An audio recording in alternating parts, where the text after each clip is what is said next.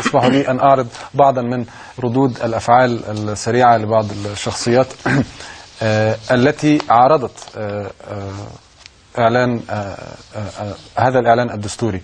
الدكتور محمد البرادعي يقول إن الدكتور مرسي نسف اليوم مفهوم الدولة والشرعية ونصب نفسه حاكما بأمر الله. الثورة أجهضت لحين إشعار آخر. سيد حمدين صباحي: قرارات الرئيس انقلاب على الديمقراطية واحتكار كامل للسلطة، وطن يبحث عن حلول يدفعه رئيسه لمزيد من المشكلات. الثورة لن تقبل ديكتاتورا جديدا. الدكتور أيمن نور: لن أبقى في تأسيسية تتحصن بقرار إداري، ولن أساند نظاما يستعيد القيم السلبية التي ثرت ضدها ودفعت عمري ثمنا لمواجهتها.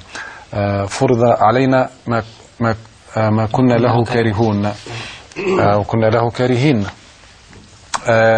السيد خالد علي: مصر في مفترق الطرق، وإعلان مرسي عبث دستوري أدخل الوطن في نفق مظلم، والثورة هي الطريق الوحيد لمواجهته.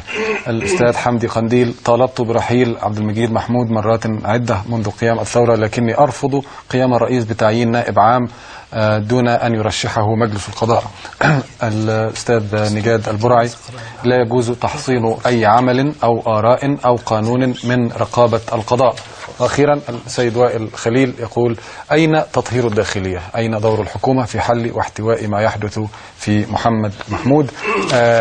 بعض من رد الفعل سريع، أو مش رد فعل، طريقة تغطية أو المانشيتات أو العناوين الرئيسية في بعض من الصحافة العالمية، من بينها صحيفة النيويورك تايمز.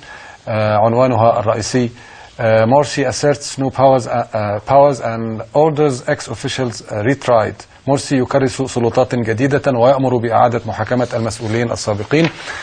شبكة ABC الأمريكية: الرئيس المصري مرسي يمنح نفسه سلطات طائلة الغور. الرئيس في شبكة BBC تقول عنوانها الرئيسي: الرئيس المصري مرسي يخلع على نفسه سلطات كاسحة.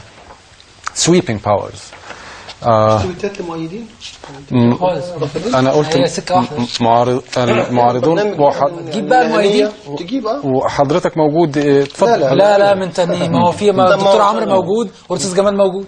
والله يعني في ثلاثة معارضين، منطقي يعني ثلاثة معارضين واثنين مؤيدين، الرأي العام وبرضه حضرتك بتجيب المؤيد فقط. هتلاقي جريدة الحرية والعدالة وجريدة الرحمة والفتح مؤيدين. لا هذا ليس صحيح. لا الشعب المصري كله مؤيد. هذا ليس صحيح. الشعب المصري كله مؤيد. هذا ليس الفلاحين والعمال والموظفين والناس في الشارع كلها مؤيدين. كل الشعب المصري. انا نائب للشعب المصري حتى لو اتحل البرلمان. انا جاي ب 30 مليون. انا الناس بتتصل بيا يوم بيوم، وانا انقل لك بتتصل بيا يوم بيوم، وانقل لك فعدوا لحضرتك تفويض حوالي 10% منهم نكاية في شفيق. يعني هو انا اطرحوا للاستفتاء الان، انا اقبل اطرحوا للاستفتاء الان. وعشان كده عايزين نعيد الانتخابات الرئاسيه ثاني. ده اعلان دستوري مكبل. لو الشعب رد الدكتاتور ده حق. لا يعني هو الشعب دلوقتي يعني واعي جدا بحجم ما يدار في الاعلام. صحيح. 20 اللي بيلفوا على الفضائيات كلها لفكره واحده تصاغ دون يعني انت جايبني 2 عشان اتكلم 5 دقائق او 10 دقائق مع اعلانات كاسحه، مع برامج وتقارير كاسحه، مع تويتات كاسحه. يعني اي توازن في الراي عشان تعرضه على الناس. الشعب مع حضرتك اعرضوا للاستفتاء. انا بنزل للشعب، انا بقعد في القهاوي. لم يكن مضطر لهذا الاعلان الدكتاتوري. مش محتاج للفضائيات عشان انا يهمني الناس اللي حست بخوف وشديد الفترة اللي فاتت من كتر الفوضى اللي موجودة في الشارع ومحدش عارف يلمها ولا سيطرها. التهديد بحل التأسيسية المنتظم، قاعدين بيخوفونا في 2 ديسمبر. وايه اللي هيحصل يا دكتور؟ بتوع الحزب الوطني نفسهم قاعدين بيشيعوا في الناس في القرى ان الفترة اللي جاية هنرجع تاني بكامل قوتنا. يا اخوانا لا، الناس أدرى بالمخاطر من اللي طبعا. طيب اسأل الناس البسيطة رغما عنكم وعننا التي تعبر بصدق وببساطة. ماشي ازاي عشان ناخد وقتنا. سيادة المستشار.